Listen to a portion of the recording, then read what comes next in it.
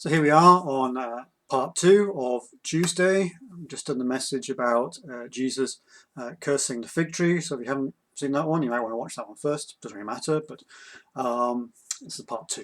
So Jesus going on from cursing the fig tree on his way in from Bethany into Jerusalem. As Jesus enters the temple, and probably before he enters the temple, the sounds and the smell would hit him. But not the sound of the people worshipping their God or the smell of incense and sacrifice. He'll be hit by the noise of cattle, sheep, goats, pigeons, with the sound of the sellers shouting their prices over the top of it all. And the smell of all these animals must have filled the air. Now, you could bring your own animal for sacrifice, but you would have to bring it with you on the journey, and it could be a long journey depending on how far you've come. You'd have to bring the feed for it, you'd have to water it, you'd have to care for it on the way, and I presume before you set off you'd have checked it over for any spots or blemishes, make sure it was perfect, and if it was perfect to begin with, on the journey, well, it might have picked up a few bumps or bruises or scratches, and therefore it would no longer be perfect, and you could not offer it. And even if you thought it was perfect when you got to the temple, the chances are that the priests would not accept it for sacrifice, for they wanted you to use the animal sellers' produce in the temple, sold from the temple, so they will make a profit. Even worse than that, the poor who could not even afford a lamb, remember Joseph and Mary when they came to with Jesus when he was just a few days old. They couldn't afford a lamb, just a pigeon, a turtle dove. The prices of pigeons were extortionate. You'd be overcharged for everything, even if you were poor. And then the money changers, sitting by the tables, telling the foreigner who'd come in from a different country with different money, or wasn't the shekel or half the shekel for the temple tax, or what the exchange rate was. Paul would be changing it depending on how much money he thought he could scam out of his clientele. If he looked a bit rich, then he might sort of like try and wangle a bit so he would get more money out of you for the exchange rate. Beauty, what he could get. The temple tax, remember, could not be paid in foreign currency. You needed Jewish coinage. So you had to change your Roman coinage or whatever you had into the temple's preferred choice. And all this was managed by the priests, as they were the ones who sold the concession stands to the traders. Remember, it was their temple, so therefore if you wanted a place to set up your stall in it, well, you had to pay them money to set up your business in it. So it was in both the priest's interest and the trader's interest to keep the business profitable, to make people have to use their services. And this was supposed to be a place of worship. So back to Jesus. He enters, and upon entering, drives out the sellers and the buyers of the animals, the birds, the money. He clears them all out and says, "Is it not written, my house shall be called a house of prayer for all the nations? But you have made it a den of robbers." My house shall be called a house of prayer is from Isaiah 56 verse 7.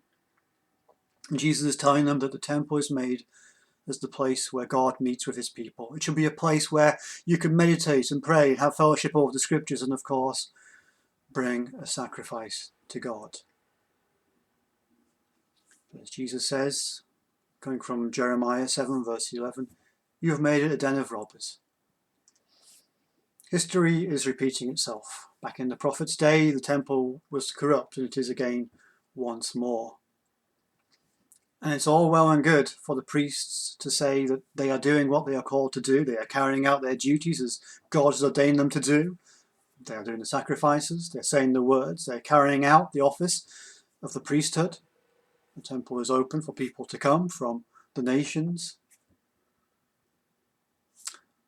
But going back to Jeremiah, so that was looking at a few verses in Jeremiah chapter 7 verse 11. But if we go back to what Jeremiah says before that, just a few verses back to Jeremiah 7 verse 4, we read this. It's God speaking. "Thus says the Lord of hosts, the God of Israel, amend your ways and your deeds, and I will let you dwell in this place. Do not trust in these deceptive words. This is the temple of the Lord, the temple of the Lord, the temple of the Lord.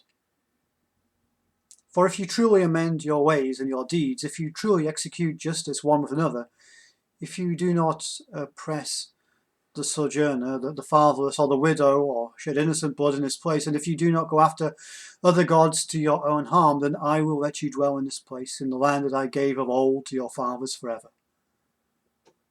Behold, you trust in deceptive words to no avail.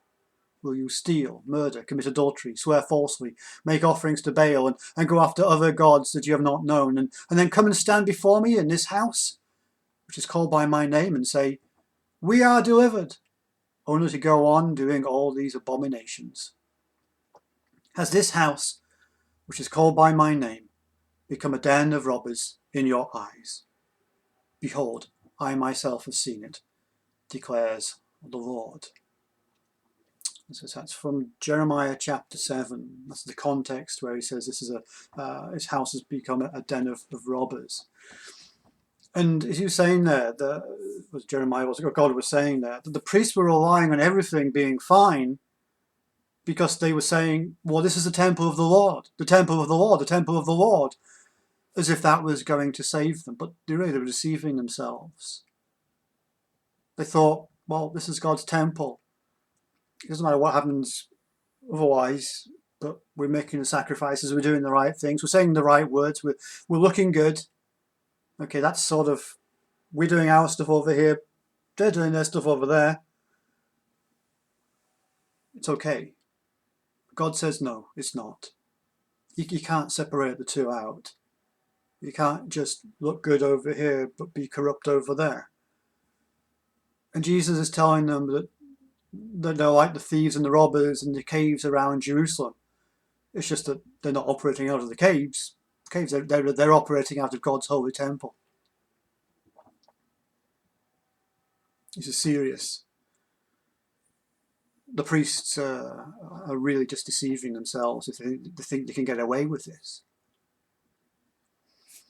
Now, moving on a bit from that, it's been said that Jesus could not possibly have, all by himself, had the power or the authority to, or the wherewithal to drive out everyone from the court of the Gentiles at a fair-sized place with a lot of people and a lot of stuff happening.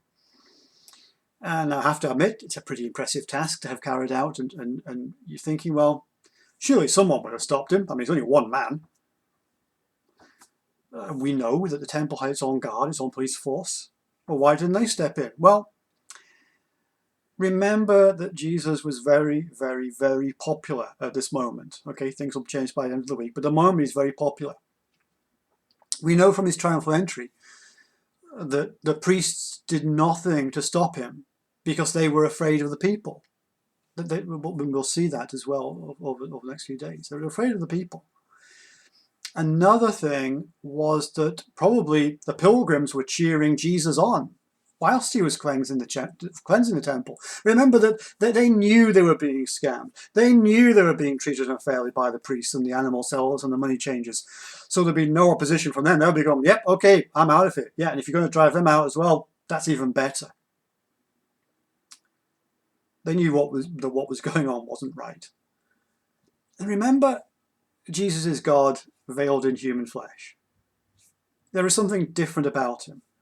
He's not a superhuman, he's not a superman, but he does have an authority that no other man has. There's something different about him that when he says something or when he does something, you sort of take notice of.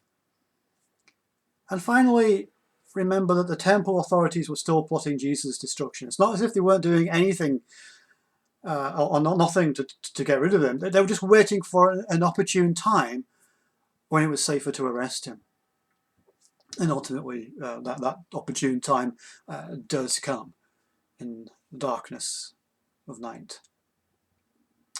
So, after having said all that, what can we learn from Jesus cleansing the temple? Well, firstly, he's bringing glory to his Father. He says, this is my Father's house. This is his Father's house of prayer, first and foremost. That's what it should be about. And so therefore Jesus, cleansing the temple of the stuff that shouldn't be happening, he's bringing glory to his Father. Another thing that he's doing is, well, he's rebuking the priests for their indifference to thinking that they could still offer the sacrifices even though they had turned the temple into a business. They couldn't just get away with it. They couldn't just keeping on the way that they were going, looking good, or trying to look good when all this other stuff was going on that shouldn't have been going on. And we see that the temple as a holy place should be treated as such.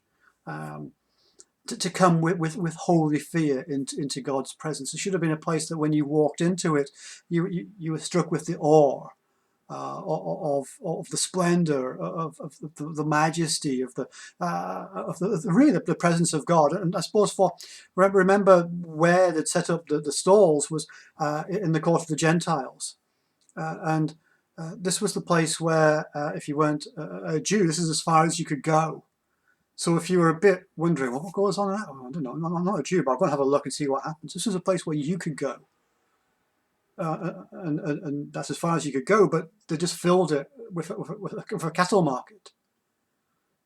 It's a holy place. It should be treated as such. So when they came in, the stranger came in, the alien, the foreigner came in, they would have that awe, that fear, really, of coming into God's presence. And then also the church is not a business. It's a people fellowshipping with their God and with one another. And that's really, it wasn't good what they were doing. And so really, I suppose when we look at our own worship, our own places of worship, what do we do there that maybe we shouldn't do there? What should we do there that we don't? A few things to think about there. But anyway, I've taken up quite a bit of time again. So until tomorrow, take care and God bless.